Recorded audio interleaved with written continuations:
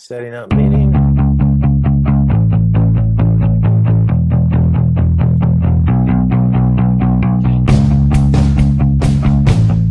Looks like we are live once again, streaming on Facebook on a Monday night, 7 p.m. Facebook Live, 3D Politics. It's the most amazing show on Mondays at 7.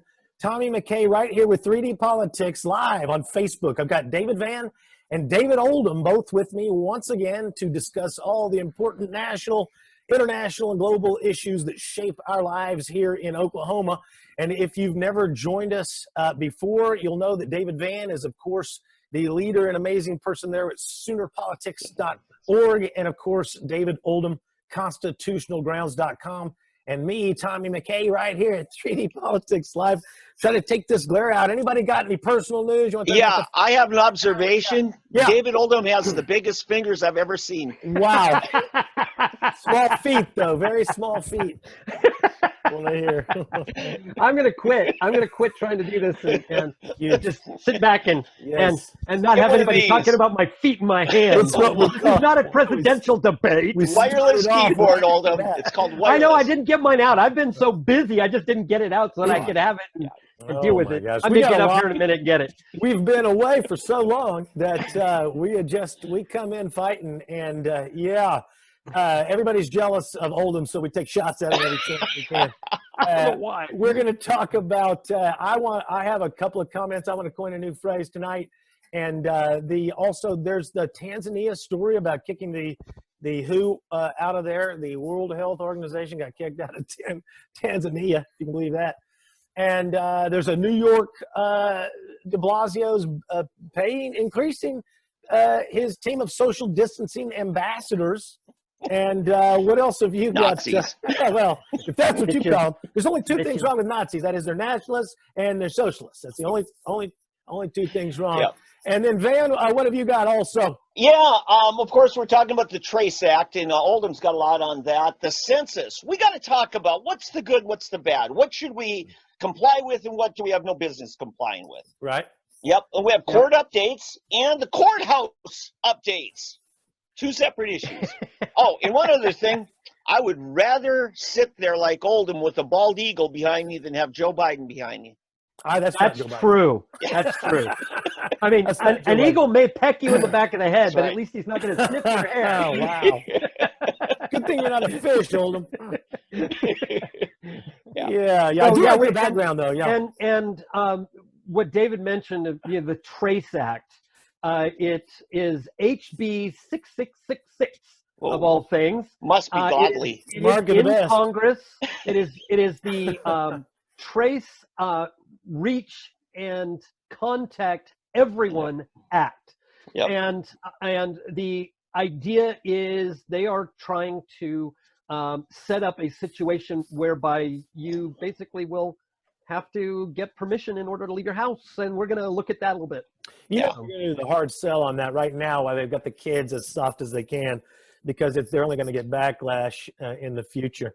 Yeah. But what are the other headlines? Anything else? A little bit on Bynum, Mayor Bynum in Tulsa, and some of the things he's still not giving up the fight on taking his responsibility over the police department and passing the buck to somebody else. Shame on him. He's still trying that, huh? Yep.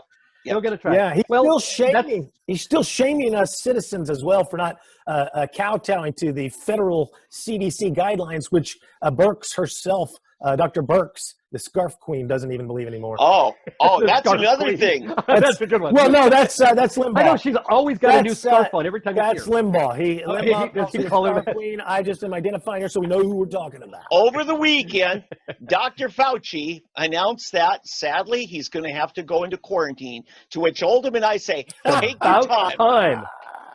Let's, just hope he doesn't come out. But hey, Will Rogers says about Congress. He says, I wouldn't mind these overseas trips by Congress. The problem is that he's not back home. Maybe drawn, quartered in quarantine, something like that. Yeah. He can just take retirement after this one.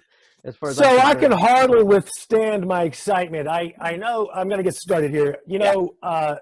Van, for many years now, has talked about the citizen journalist. Isn't that what you call them? Absolutely. Correct. Citizen journalist and whatnot. Well, we have a counter to that. And the counter to that is the phrase I want to coin is the citizen tyrant. And the citizen tyrant, this is going to lead us to the social distancing ambassador, is essentially a citizen tyrant. But I was on, I go to Facebook and social media and Twitter, and I scroll through and I look to be triggered. I don't go searching for anything, but if something stupid enough pops up, I could comment on anything. That's how brilliant I am. Yes. But it's only until something rises to the level of stupidity that I feel like I've really got to step in. So some gal who's, high and mighty, she takes a picture of a kid on the back of a motorcycle. What is he, 12, 10 or something like that? No helmet or whatever. But here's a guy riding his kid around on a motorcycle, and her busybody there getting on social media. Oh my God, where are the cops? And then of course of all the other social media citizen tyrants come rushing in. Why didn't you, where are the cops? Why didn't you get their license plate? I'm like, dude, so I come as a professional parent with 5 perfect children over the last 3 years, and I'm like, let me just tell you how to get out of, my business, okay? So I mentioned, how there's probably a right or a wrong way to do your feminine hygiene, or it's probably none of my business. And so we got into a little Facebook spat, but a whole group of citizen tyrants, Van, what's your comment? I think I've met this woman. Is her name Karen? No. Okay. No. Well, she might be a Karen. Explain what a Karen is for somebody. For I don't do Lion King. Okay. Well, Karen is. He is. Tiger King. This is the thing of social media, that they come up with this caricature and give this person a name. And unfortunately, women have been hit with this most because you've got the Beckys and you've got the Karens and you've got the Donnas. Oh, really? This is news to me. Yeah, the Karens are the one that are currently the issue with most people. The person who's a busybody. Imagine the 7th grade English teacher, the woman who's been bossing kids around, and now she's got withdrawal symptoms because she hasn't had a classroom of kids to boss she's around. Retired. So she walks down by the park, and on the way, chews out everybody who's not following all of her. See, it's the shaming. Right. It is more shaming encouraged by people like G.T. Vinum.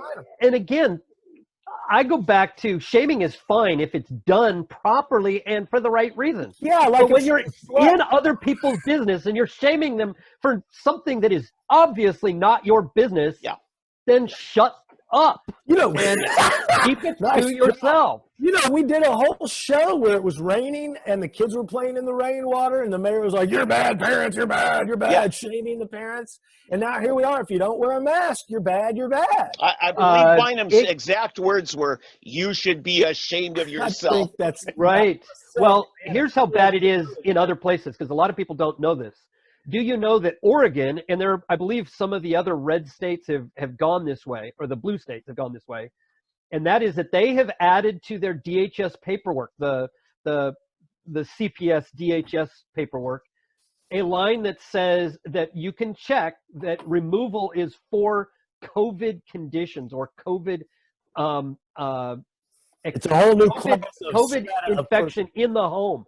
So they are actually taking people out of the home just because someone else in the home has COVID. So they are separating families in Oregon as we speak.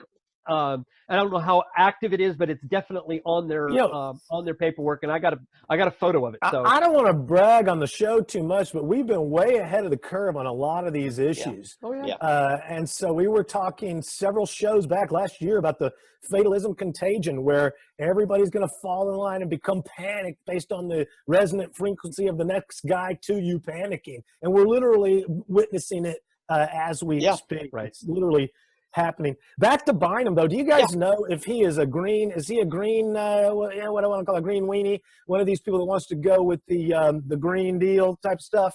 Is he one of those? I don't think so. I don't think Bynum is really an ideologue. I think he panders to them. I think he would. I think. Well, what he does is he panders to them, and as so many of our listeners point out, Tulsa is heavily invested into the Agenda 21, Agenda 2025, and all of that kind of thing. And that's all part of that agenda. For some reason, our city government is going along with a lot of that stuff. So, yeah, he's a part of that because he was part of the part of all of that while he was on the council, and nothing has changed in his. Yeah. So the Yeah, reason, you know, go ahead, Van. Well, I was thinking about this earlier today, in fact, and I thought, because I was listening to him on the radio. He's actually was talking, Aaron G, I believe it was, about getting ready for phase 2 of the reopening, that the bars will be opening up here at the end of the week. Right. And he talked about his reasoning for the delay and the reason why we need to. He felt like we had done well over the last week and a half since we opened restaurants, and he says there's no reason for us to pull back.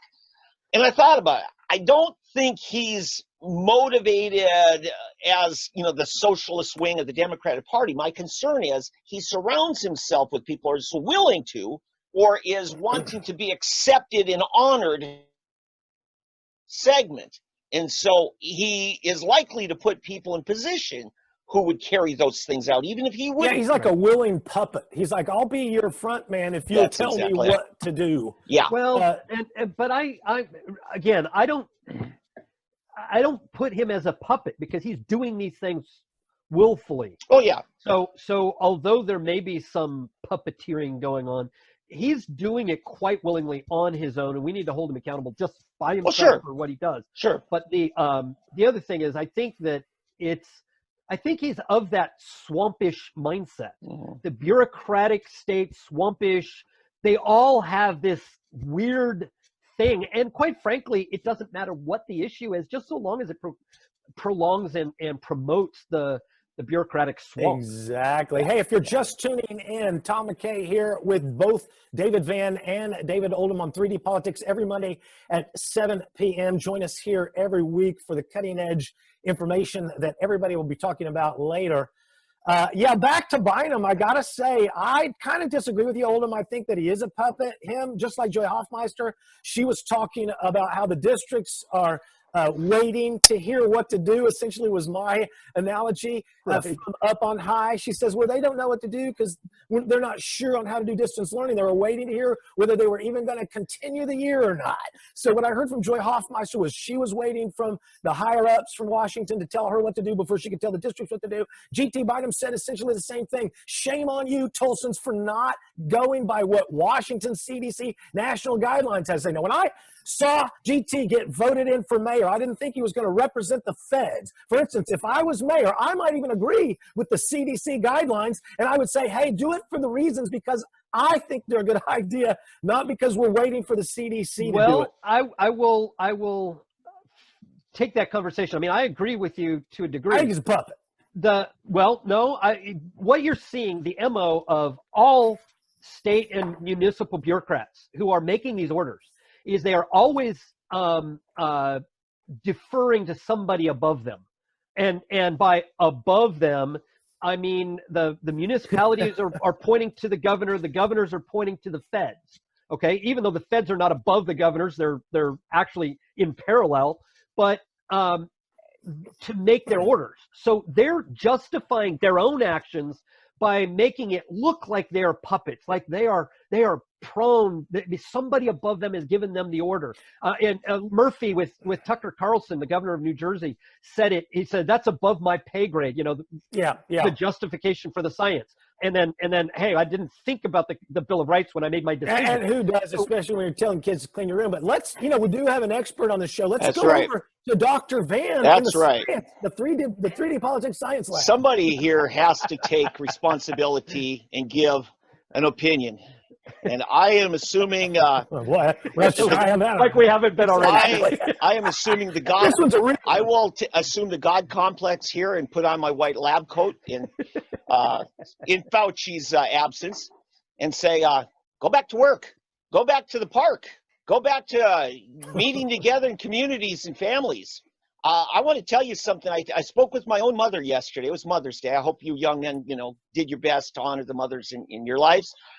But my youngest brother lives at home still, and he's a flight attendant, and he actually found out just last week. He not only was exposed to, but he had the Wuhan virus, and now has the antibodies. And my mother, who's in her mid-80s, was tested. She never got it, even though she's living in the same home as a 45-year-old man with Oh, the virus. They must have separate bathrooms. Because we know No. from Ventura, California, that's what it takes. Yeah, but I'll get the permit. you know, so now I've got 2 family members who have survived it, and but you know, we're finding out in Iceland, parents, so many people have had this virus and not had any symptoms, or they did. For my youngest brother, he had symptoms. He had a headache. But he did not have any issues, the lungs filling up. There's a lot we still don't know about this virus. There's a lot, you know, why does it affect some people so radically and some people Well, not I believe at all? that I had it in You February. know, I mean, I don't yeah, know for so- a fact, but I had some weird thing that I've never had before. Right. So- But we've got an absence of people willing to take the strong stand, say the buck stops here. And so as you're filling for Dr. Fauci tonight, I'm telling you, you're You going know, to be okay. Van, I take your word over Fauci's. You know, maybe the coat. Well, maybe I the know coat, that it you know? That's right. I know that at one time or another, Van has stayed at a Holiday Inn Express. That's right. So that just makes everything okay. Yeah. But Shelley Luther, Salon Yes, a la yeah. mode. Remember the a la mode? Yes. In Dallas, Texas, is out of jail and back at work, still racking up fines. So far as I know, fines. Really? These things we'll talk about more of that later. But but she is. I think she's been released. Yeah. But they actually put her in jail, and he sentenced her to a week in jail, and that was directly after Governor Abbott opened up Texas and opened up all salons early over the work that Shelley Luther did. Because she took the stand, she brought the entire state of Texas around and got it opened up for other salon owners and things like that. So it's taking that stand that's necessary. We've got to go back to work, and people just got to do what they've got to do. We have the natural right to earn a living and feed our families, and nobody has the right to tell us we can't. Is it accurate to say that the judge sentenced her to jail time because she would not apologize to public officials? It wasn't because of all the other stuff. Yeah. He said, you're good to go if that was the thing that crushed her, was if you'll bend over for the state essentially and lose your integrity. Yeah, Tom, I have not read a statute where the sentence is mitigated by whether or not you apologize. I have not found a single statute. With that goes to remember, he's wrongly found her guilty of a non-crime. Yes. Okay. Right, which when happens. it comes to sentencing, what they do is they look at your demeanor and your repentance, the level of your repentance, to Good determine point. your sentence. That's a That's good what he point. was doing. That's a The good problem point. was that he found her guilty of a non-crime. So he turned her into a political prisoner. Yeah. And then his determination was how badly he was going to rack her with punishment was going to be based on whether or not she was going to be reticent. Okay, but you've got a real problem with that when you offer them in the courtroom that the chance to get if off you entirely. will say the magic words, what you're actually doing is you're instigating a perjury. You're giving somebody motivation to say something that's really not from the heart. Right, you're asking them to deny their absolutely. own conscience. Yes. Well, and just so our listeners know, this is a daily act in court. People plead guilty, no contest, no lo contendere, just because they're afraid of being convicted of something they may not have done. Right. It's just easier to go ahead, plead no contest, get off with as minimal a sentence as you can, and get on with life. Otherwise, they're going to rack you. Right. But the judge here, if he was going to take as a mitigating factor that she was repentant of it, it shouldn't be a suddenly found religion that he gets in front of him during sentencing. It should be things said to the officer upon arrest, or things said in the process of the interrogation or the court proceedings, or a statement from her legal counsel. If a person suddenly finds this religion just before sentencing is handed down, a judge should rightfully discredit that. Correct. Correct. Yeah. Not that he necessarily knows about it, because they only consider that which is before them in court. So he may not even have been aware of all that anything, she did. anything she Nothing. says in public or says to the prosecutors, the detectives, the arresting officers, But whether that or was, through her legal. but whether he was made aware of it in court Right. is another issue. No, it's obvious that he knew well what was going on. Yeah. But my point is they play their games. Yes. So if it didn't come up in court, then he technically doesn't know because Right. it hasn't been entered into evidence. What So- this says is that he was looking to make an example out of somebody else, yeah. which throws out and discredits their ruling anyway. Oh, yeah. Because when you sentence somebody, it should be what sentence is right for this person in this circumstances and stuff, not what sentence is Well, legal you're broadly. correct. But let's do remember that we're talking about sentencing. Yes. This thing should have been Yes. thrown out on its Yeah. ear Right. because she had every right to be doing what Yeah. she was doing, and there is no crime, no harm, no crime, nobody is harmed. Van brings Yeah. up an excellent and kind of an obscure point most people miss, and that is if somebody suddenly comes to Jesus right at the moment of sentencing, this is a telltale sign of opportunism, and they're clearly manipulating Yeah. the situation Right. for some sort of empathetic appeal. What Correct. sickens me about this situation is that the potentate was essentially creating a kind of a faux extortion. Do Yeah. a trick, roll over, play a little game, and it's essentially a kiss the ring routine from the almighty Pope. Now, Well, Tom, and again, okay, this happens just daily, and it's not faux extortion; it's out and out extortion. Trying to Okay, be polite, guys. Oldham. Yeah, Van hit it. yeah, I'm just saying, I didn't have time. If you give me a minute, I could repeat what I said with my black robe that's hanging up over here because I could No easily more do that. costume change. We can't afford it on the budget. Well, hey, they wear costumes when they go to the Capitol. Absolutely. We can wear costumes. There you know, go. because if So- that's what it takes, Yeah, because You know? we can't impersonate a police officer, but when a police officer gets in trouble, he says, I was just making a joke. I'm like, arrest him for impersonating a comedian. That's trouble. Yeah.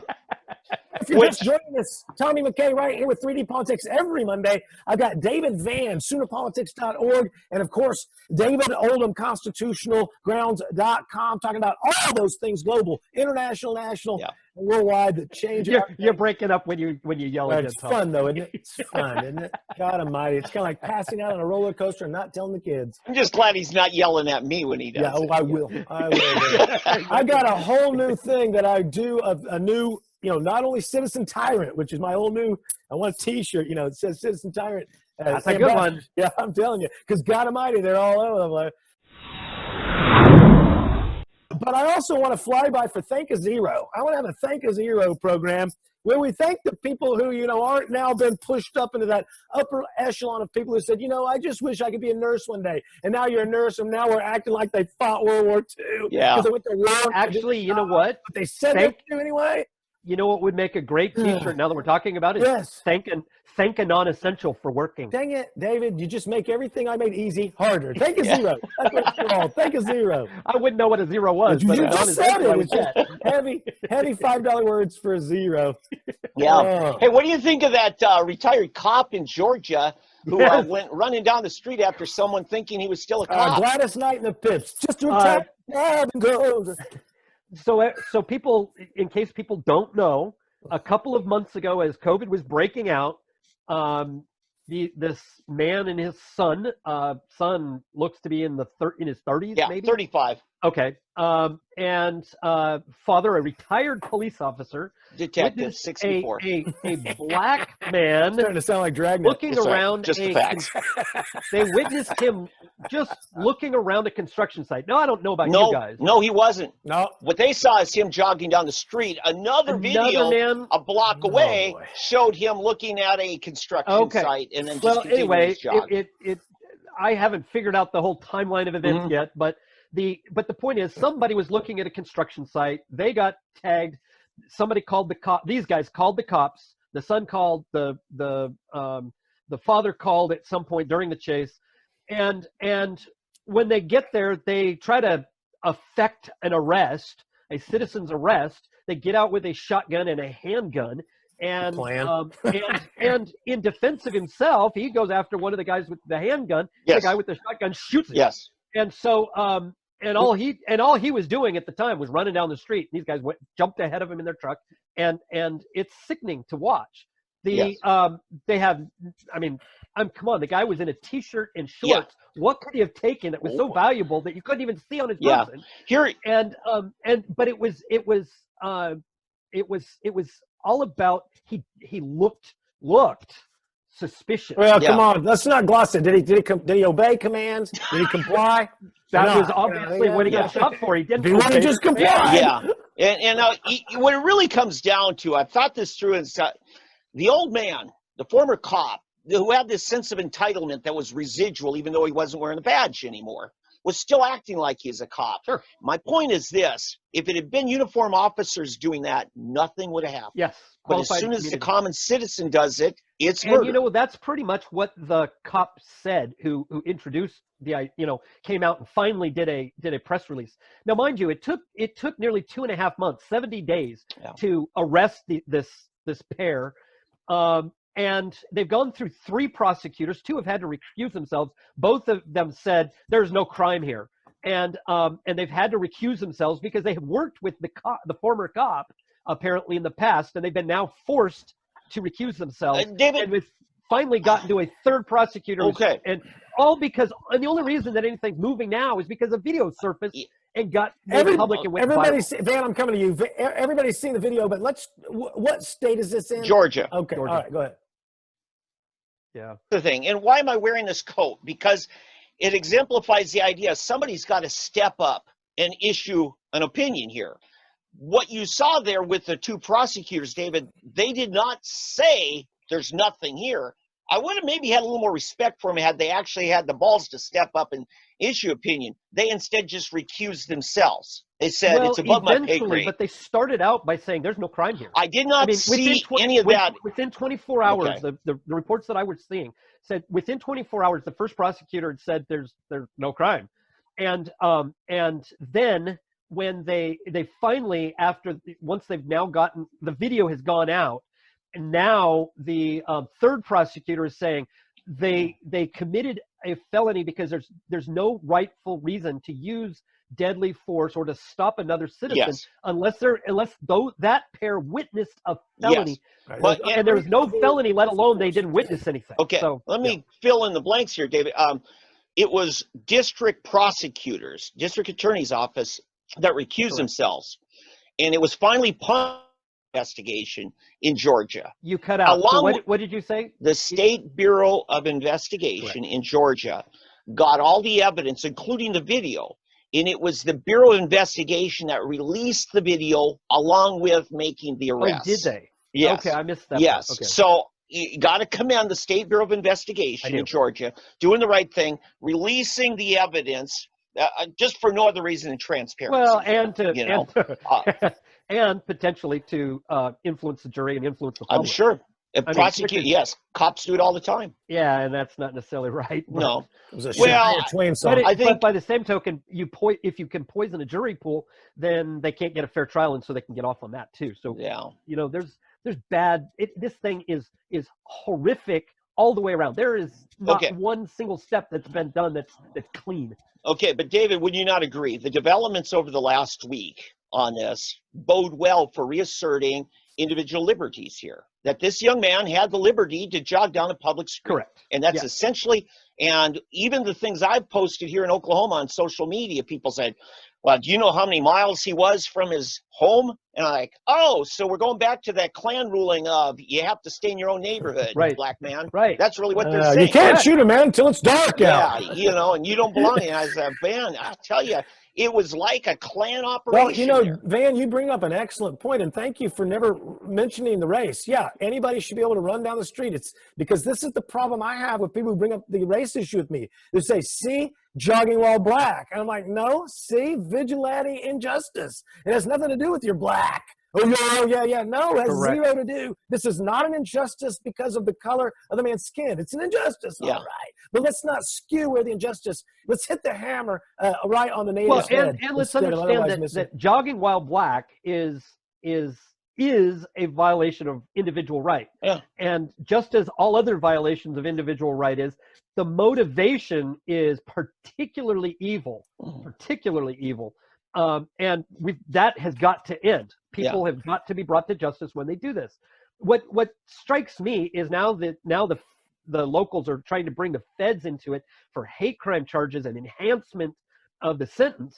And I'm like, they murdered the guy. How do you enhance the death penalty? And when you enhance it, there's no enhancement. and every time you enhance the soup, you dilute it. I mean, you continue to enhance it until it's no longer the charge anymore. Yeah, that is some ridiculous stuff. I do want to go into the story about Tanzania kicking out. Listen to this one. You know, Tanzania, this is out of Reuters. Looks like Giulia Paravicini, May 7th. Headline, Africa Disease Center rejects Tanzania's allegation that its corona tests are faulty. On Sunday, Tanzania President John Magufuli said the imported test kits were faulty after they had returned positive results on goat and a pawpaw among several non-human samples submitted for testing, with technicians left deliberately unaware of their origins. So essentially, what John Magufuli, president of Tanzania, did was he set these boys up for a sting operation. He sent in goat stuff and pawpaw stuff, whatever pawpaw is. And they said, oh, yeah, it's got corona. They never knew it wasn't even human stuff. So Tanzania kicked the World Health Organization out of there. And this is a story talking about how the World Health Organization says, don't they always? Did you guys hear about that story? No, I had not. Well, when you brought it up earlier, yes. You want to come over? Yes. A pawpaw is a... You're not calling a lifeline, are you, Oldham? I am. I Googled it. It's a fruit. It's a fruit. Oh, they said it a fruit. Unless it's an African name for an animal, but I'm seeing it as a fruit. So they sent in fruit material, and it tested for coronavirus, Wuhan virus, according to Dr. Dave. I'm just glad that Tom's manning the bureau desk there in Tanzania for us. Well, I'm very tuned into that.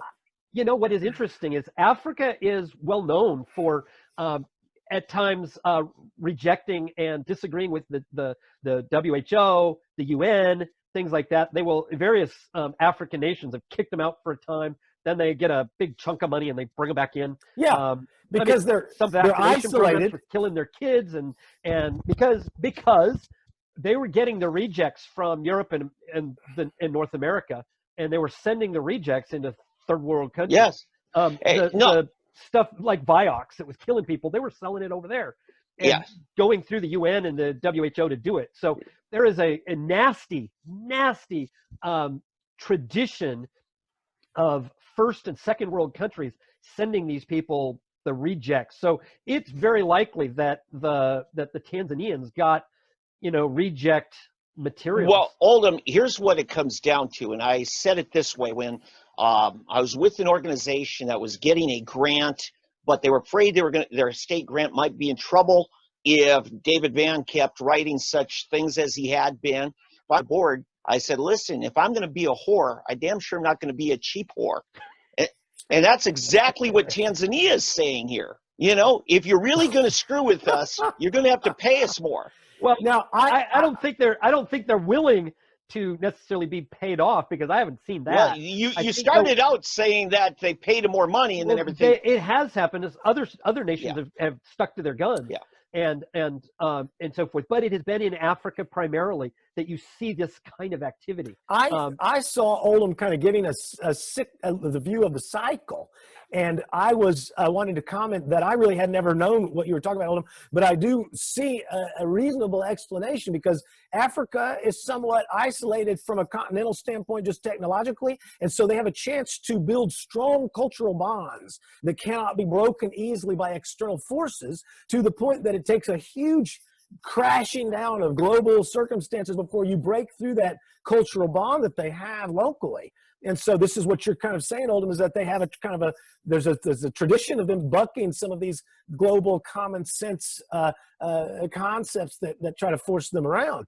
And so, and then to further your point, when the money then comes in, then they're like, oh yeah, we need the people in control then ease up, and then they force the cultural change to allow I don't want to talk too much with my who am I, Bill Gates?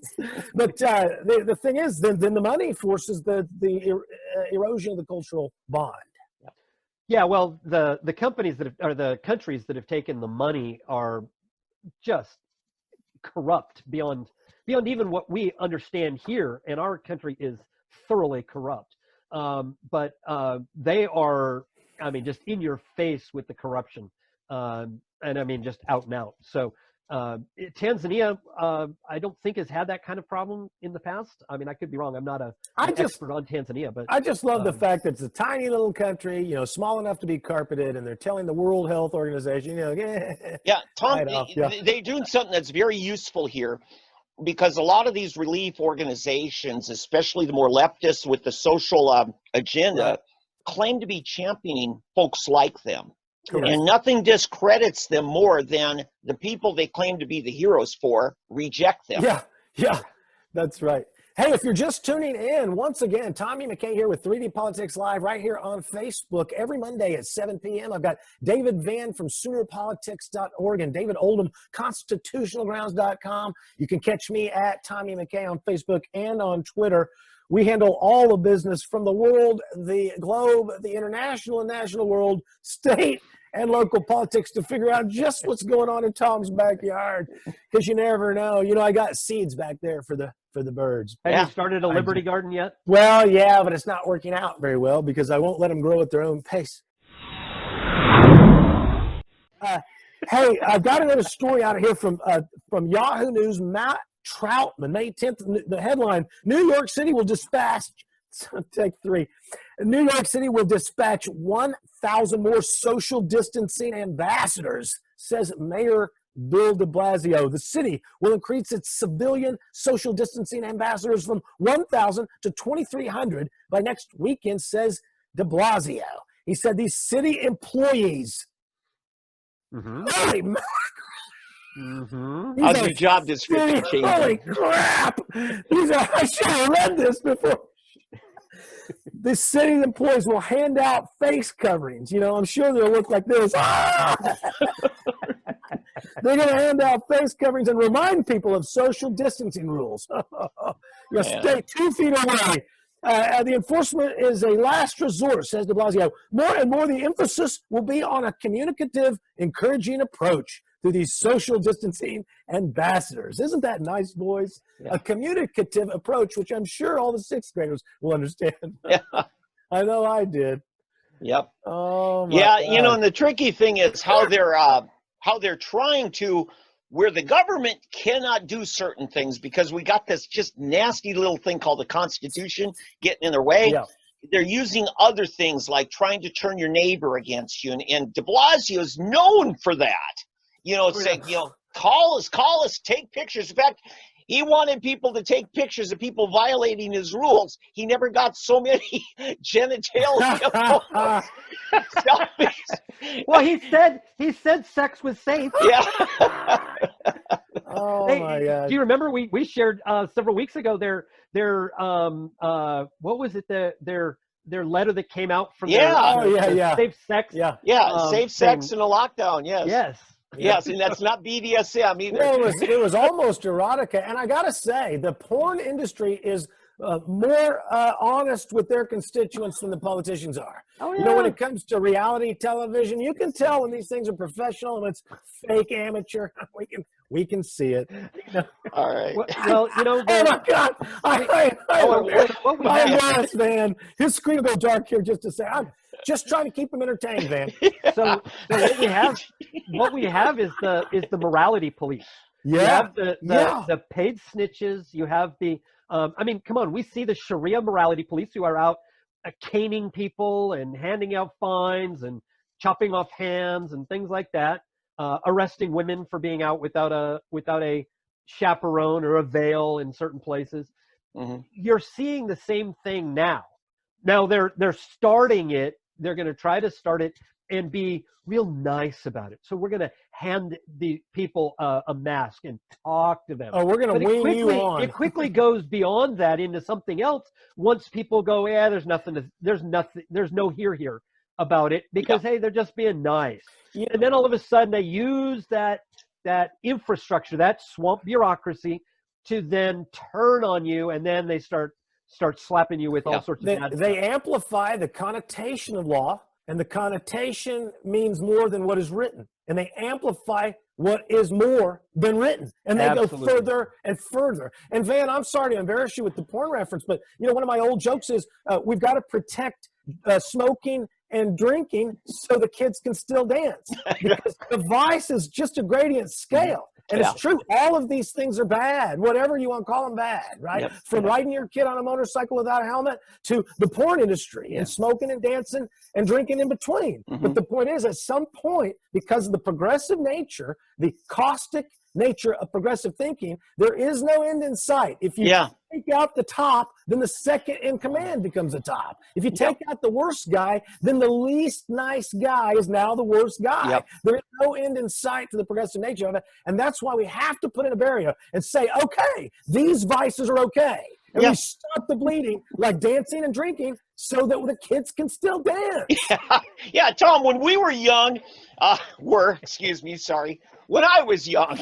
Thank you. I've always been old. The worst ilk in many societies, many small towns, was that video game parlor. Oh, my, I worked at one. Well, what do you know? We got rid of the video game parlor.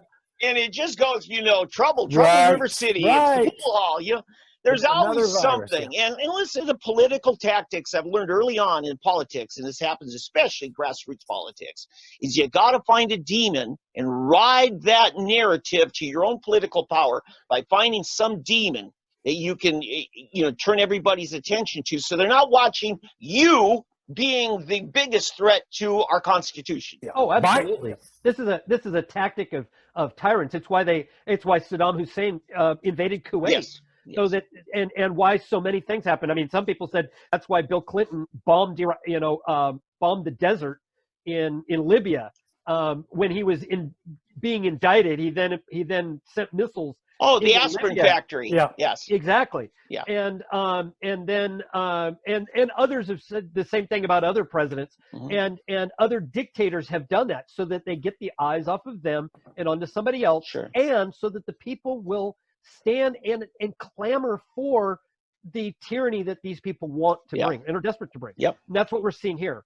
And I couldn't agree more with you, Tom, that this is all about there is no law for what they're doing. Right. It's a house of cards. I've been saying this now for a while. It's a house of cards that when we can finally expose it, well, I mean, we have exposed it, but when people pick up the narrative themselves and it becomes a narrative, and it's not just us three talking about it, it becomes everybody talking about it. At that point, their house of cards falls in. That's why I say go after the governors, because if you go after the governors, then the municipalities no longer have any cards to play. Yeah. It's important to know, who your enemy is so that you know how you're battling. In the post-World War II tweets from Hitler, all his notes were that he had troops versus civilians. For people like you and me who aren't in the military business of totalitarianism taking over countries, we think, war is army men versus army men. How many tanks do you have versus how many? No. Hitler was taking over cities, and he calculated how many troops does it take per citizens. Okay, we're talking, and I think it was somewhere like 10,000 troops per 30,000 citizens, and he could easily take over the town. Oh, right.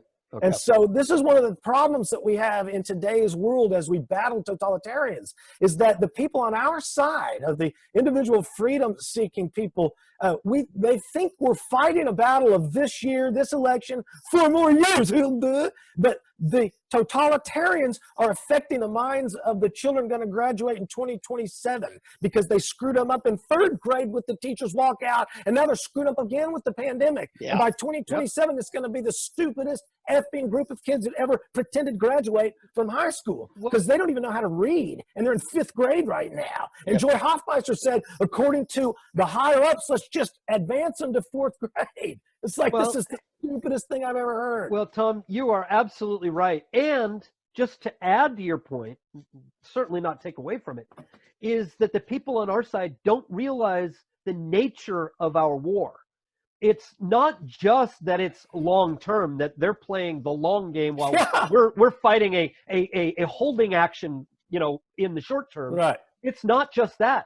We don't realize that it's a shooting war, and they're shooting people. I mean, look, we've got people in Georgia being shot. We have a guy in Pennsylvania who's been arrested because he wanted to go grocery shopping without a mask. Before we got here, Steve Scalise, my God, they freaking gunned him down, Steve Scalise, at the ballpark. If he wouldn't have had an armed guard, we would have been done with him. Yep. Well, insane. but that wasn't government. That was just a citizen What tyrant. I'm saying is, it's a shooting war. If you're out there on the wrong or right side, you're going to get literally shot at. Correct. Yep. Correct. And the thing is that when they are using law to dictate to us, and the dictates that are coming, well, we're going to talk about that in the next story or two. The dictates that are coming are so horrific, and that it's going to take the barrel of a gun, the wrong end of the barrel of a gun, to make people comply. This is a shooting war. Yeah. So we need to, the people on our side need to start waking up, because and we're going to have to start waking up our neighbors who are clamoring for this, because it's coming after them next. Yeah, and that's important here. If you're willing to make it a rule, then you're willing to use the force of the state to potentially kill people to enact your policy. Yep. And you have to understand that, because some people actually take their constitutional rights, their God-given rights that are recognized by the Constitution, and actually live by them. And that great patriot that we all love to quote in third grade, Patrick said, "Give me liberty or give me death." Most of our politicians don't want us to actually take that literal. Correct. And so people are dying because they're saying no, and then they're looking to these sworn officers and saying, "Hey, you made an oath to defend my constitutional rights against all enemies, foreign and domestic. Now you become a domestic enemy of both the Constitution and me, whom you vowed to serve." The reality of a civilized society, I mean, it boils down to the famous movie, Who Shot Liberty Valance? Because you can discuss it and discuss it and discuss it, and eventually it's force meets force, and somebody's going to have to. This is back in the civil rights movement. Who was it that was pushing for violence as opposed to Martin Luther King? And they were saying, "Look, you're not going to do this without violence." And I understand the mindset. I see how it is. Well, and the beauty is that we learn from people like Martin Luther King and Gandhi that our force can be perfectly peaceful, and we can win. And I encourage people to go that route first. But let's understand, as Thomas Jefferson said, that at times the tree of liberty must be watered with the blood of tyrants and patriots. What do you got before we get out of here? This is important. Something happened in Australia on Friday, and then again on Saturday, and it hit social media in the United States, mostly on Sunday. And a woman was down, I don't know which city it was, but she simply had a poster board sign expressing her disapproval of something. It was a sandwich sign, one in front, one in back. Right. She wasn't doing anything other than standing there with these signs, and she had her 4-year-old boy with her. And the police came up to her, wanted to know her name. She would not give them her name. They then arrested her. Her child started bawling hysterically. It turned into the biggest ruckus. It was all caught on video. Yep. And, you're hearing all kinds of comments on social media that she shouldn't have brought her son down to that kind of an event. And I said, she was not confronting anybody. She was peacefully expressing her free speech. And they said, now this is Australia. They do not have the kind of constitutionally protected rights that we have here. And the right to remain silent is not there. You get this, Tom. They said the municipality refused to give them a permit for that demonstration. In Australia, you cannot dissent with the government unless they give you permission to may I do so. Exactly. Hello, Soviet Union. Exactly. And so I'm saying it was the police who were the aggressors there, because no crime had been committed. Nobody had even been harassed until they started using force. Well, even before a crime. I mean, let's say that crime is a word that could be discussed in court of law, because we're going to talk about what a crime. Right. But no violence. There was no violence. There was no crying. There was no violence. There was no trauma. No one was being submitted to immense, horrible feelings of, oh my God, the day has changed in a horrible way until the cops got there. Yes. And then all of a sudden the kid's day changed and forever his life is scarred. We see that in California. We see that all over the United States too now. And remember, we have the constitutionally protected, or the constitutional protections in place that specifically guarantee us the right to assemble. Right. Yeah. And that has been suspended? Yeah. Since when? How? Yeah. I mean, again, a house of cards based on lies and based on the force of the goon squad who is willing to step up and disavow their oath as well. And I will say, because I'm desperate to want to support the police, but I will support the police and the judiciary only so far as they support the Constitution. Yeah. Yes. And that is the dividing line. If you support the Constitution, I am behind you 100%. Yeah, if you do not, you are not a policeman. You are a criminal with a badge, and that makes you a federal criminal. The true central, where the power resides, our founding fathers taught us this, is in public opinion. You can have 1,000 laws and 1 billion police, and the power resides in public opinion. And so this is why it's important for 3D Politics to be on social media. It's important for us three to be individually out there pushing our view of what truth is, because we've got to sway public opinion to what is reasonable toward private property, individual ownership, and protection of it. Guys, we've got to get out of here. We're over time. What else have we got before we go? Court updates. Yes, let's hit it. One, the court case by Frank Urbanek and his clients against City of Guthrie got thrown out of the Western Oklahoma District Federal Court. Don't know if that's going to get appealed upward, because people have been denied justice now by both the city leaders and now by the court system itself. Court update number 2 is actually the courthouse update.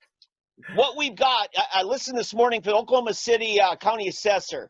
He said, I can't see you down at the courthouse there where my assessor's office is, because the district court judge closed the building, which tells me there's an usurpation of power. They need to, the county needs to take the building back. It doesn't belong to the state district court system and to the Oklahoma Supreme Court. The building belongs to the county. Hello, county commissioners, take your building back. And assessor, go to work. Yes, it's your office. They cannot keep you out. And this is it goes back to everything else. I mean, when in California you saw them being run off of public property, you saw protesters being run off of public property. In Idaho, you see a woman arrested for trespassing in a public park. How do you do that? Right. She committed no crime except allowing her kids to use the facility of the jungle gym equipment. Right. And here we have people taking ownership and acting like they are de facto rulers and that they own this property and can dictate how this property is going to be used, and just not the case. It is public. Right. Take it back. Let's get this thing straight. Here's the important thing, and I know we need to get out of here, Thomas, is that the law says in Oklahoma that the county sheriff provides protection and order for the district courthouses that meet in that county. And that would apply if court was in session. But with no docket, no judges, no juries, none of that happening, it's no longer a facility, at least for the time being, for the district courts to even exist. They have gone out. They're gone. So therefore, the building now serves the other functions of the county, and the county sheriff needs to take their orders from, or they could just leave. We don't even need them there. No, you don't need sheriff there. Right. And get rid of those metal detectors. We don't need them to go look at our land records. Make some money. Yeah. So I'm just saying, hello, Kevin Calvi, Brian Mann. Hello to our own here in Tulsa and all the other courthouses of Oklahoma. County commissioners, that's your county facility. Yep. And if the courts aren't meeting, they have no say. And if the public's behind them. See, that's where the public power comes. If they know the public will support them, they'll go take them. Yes. Well, and remember that the public is supporting lawlessness when this happens. Yeah. Yes. Because again, there's no law for this. And it still remains illegal because our consent only extends to what we have passed lawfully, which is the Constitution Yes. and laws made in Yeah. pursuance thereof. Yeah. Beyond that, the public has no right to consent to some other lawlessness. Yeah. Tom, none of this applies if, in fact, the county clerk and the county assessor and, and the rest of them, if they actually are hiding behind the district court judge, and in fact, they don't want to be open to the public, and they just want to blame somebody else for Right, making the kick the can, decision. right. Well, remember, I'm that's what sorry, they're but- all doing. They're all pointing somewhere else. They're not standing up and saying, I made this decision. This is, buck stops with me. I'm it. Right, They don't do it. that's right. GT Bynum is waiting on the CDC Mhm. to tell us what we're going to do. I didn't vote for that. Right. Before That is before not what that, I it voted was, for. and before that, it was the governor. Then when Right. that got taken away, now he's going back to the CDC Yep. thing. And the CDC is only a recommendation. It doesn't give him any authority. So we Thank need you. to call them on this thing. And I know we're not going to get to it tonight, but we need to maybe even do one of our Thursday specials, a special on the Trace Act and HB 6666 in the U.S. Congress. Yeah. Because people are concerned about it. We need to talk about that Yeah. sort of thing. So. Well, as we get out of here, remember it was GT Bynum who brought us Vision 2025, which gave us not only the tax increase that's coming. See, Tulsa city sales tax is going up by 62.5% July 1st. No phase in. GT Bynum voted, promoted, pushed on us a tax increase that we haven't even seen yet, in the same package that he pushed the gathering place. Now, the gathering place probably has an occupancy number. I don't know what it was before COVID, but what I know is that the Tulsa Collective pitched in tax money to collectively purchase a park that would occupy a number of people. And after COVID, we're not going to get that same investment. Yep. We're not going to get that investment. And GT Bynum pushed not only the tax increase that's coming July 1st, 2021, but he pushed the gathering place on us. Yep. And he got rid of that fine institution across the street right there on Riverside that apparently was a replica of Mount Vernon or something like that. But they destroyed a fine Tulsa icon and put in the plastic gathering place that we can't even use right now. And when we go back to using it, we won't be getting our full investment, which is why not only GT Bynum was a bad idea, but socialism, collective ownership, and all these jewel properties, these crown properties we have that we collectively pay for, that we can't own. And the first thing they do is pre-ration our ability to get at what we paid for. With the unemployment, what they're calling unemployment, it's thank you, Oldham, it's prohibition of work, okay? They're not regulating anything. They prohibited us from working, and now they're using our money to pay us back for what they're calling unemployment. It's our money. They made us quit making it, and they're saying, how about if we use our money to pay you back? It's absolutely insane. What is that? What is that? The law of entropy. You never get back the same as you put in. Right. It's why you can't have a perpetual motion machine. It's why socialism always fails. Right. Just understand, all you people who missed out on me in 2016, you're suffering now. The gathering place and you raised taxes and you're living inside. And one more note, if CO2, carbon dioxide, is a poison, why are they making us wear a mask that makes us suffer a high poisonous atmosphere? If carbon dioxide is a poison, which it's not, but if you're going to be consistent, if you're green and you think carbon dioxide is a poison, you better not be wearing a mask because you're ridiculously foolish. That's all the time we got tonight. Tommy McKay right here, 3D Politics Live, every Monday on 7 p.m. I got David Van, Soonerpolitics.org, and David Oldham on constitutional That's grounds. Dr. David. Dr. David Van, sorry. Dr. Science Troll to you. Tommy McKay right here on Facebook and Twitter. We'll see you next week on Facebook Live, 3D Politics. All right. Good night.